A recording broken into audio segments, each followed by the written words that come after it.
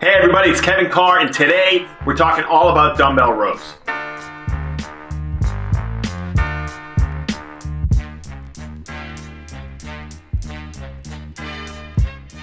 Alright, so the dumbbell row is going to be the main exercise that we program to develop a strong upper back and posterior shoulder for our clients. Except the execution and the cueing can be a little bit tricky, so why don't we go through the details here. First things first, when we set our clients up, we want to make sure they're far enough away from the bench to be able to have enough room to row the dumbbell. Lots of times I see clients get too close and they're all jammed up here. They don't have enough space to get their back flat. So what I tend to tell them is from the bench, the chair, whatever you're going to line up, get your toes right up against the bench, take one big step back and then about a half step out.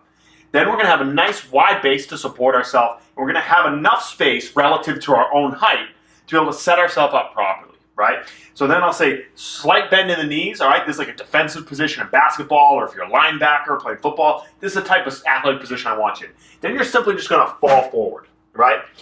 What I wanna see is a nice straight line between the head, the thoracic spine, and the hips. I wanna see a nice straight line through the back here, okay? I don't want a huge arch position here, and I don't want a rounded back position here. Neither of these are gonna be great postures to be in to create stiffness and to really be able to focus about developing strength in the shoulder and the upper back. Realize this is pretty much an isolated strength exercise for the upper back. We don't want to be compensating everywhere else. We're trying to be nice and stable so we can develop strength in this segment of the body, right? So get ourselves nice and stable. With that, I also don't want our clients up on our tippy toes. Try to get them with their heels down or as at least close to it as you can so they're not wobbling all over the place. Have them think about externally rotating, driving their knees out. Again, nice stable position here. Then we can really focus on developing strength through this shoulder. Likewise, on this shoulder, I want to see the shoulders packed down. I don't want them shrugged up here. I'll say think about pushing the bench away from you, ribs down tight. Then get this dumbbell here, and this is really important. Realize the shoulder blade is a really mobile segment of the body. Our scapula can move in all sorts of directions. We want to utilize that during the exercise. For years as a community in strength and conditioning, I think we almost became overly focused on retraction, thinking about pulling the shoulder blades down and back, right? Coaches always say shoulder blades down and back, chest out. And it's important to develop our shoulder retractors, but we should also be able to protract our scapula under control, right? Think about throwing sports, right? Our shoulder blade has to move forward and come back. And the eccentric control of that scapula and all those scapular stabilizers are really, really important. So we don't want to neglect the eccentric portion of the row.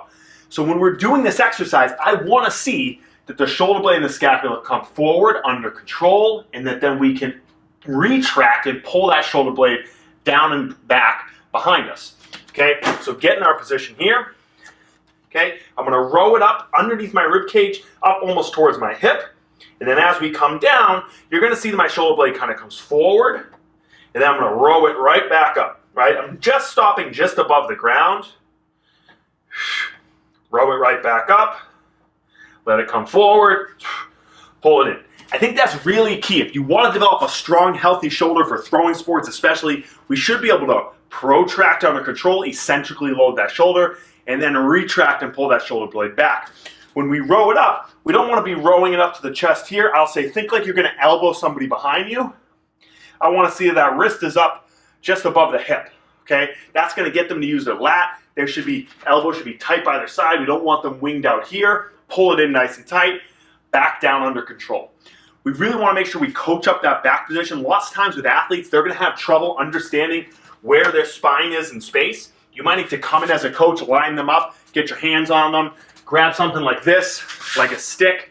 You can put right along their back to get 3 points of contact to try to coach that athlete up into the right position. Use your kinesthetic cues to try to coach them up. Okay? This is going to be our main method. If I have someone who really, really struggles to get in this position, I can't get them to understand feet out wide, back flat, leaning forward. Maybe they have a thoracic mobility issue. Maybe they have trouble hinging at the hips, or they just lack a little bit of kinesthetic awareness. I might regress them to a simple cable half kneeling row here. It's going to be a little bit easier setup, or maybe even an inverted row on a TRX or rings. Both of those are great exercises in and of themselves, but they serve as great regressions for someone who struggles to get in this position. But I think the dumbbell row is something we should all try to get our clients to do. It's a great way to really load up the upper back, posterior shoulder, develop control of the shoulder blade. Give these cues a try. Try these progressions and regressions. Let us know your thoughts. Thank you for tuning in, and we'll see you next time.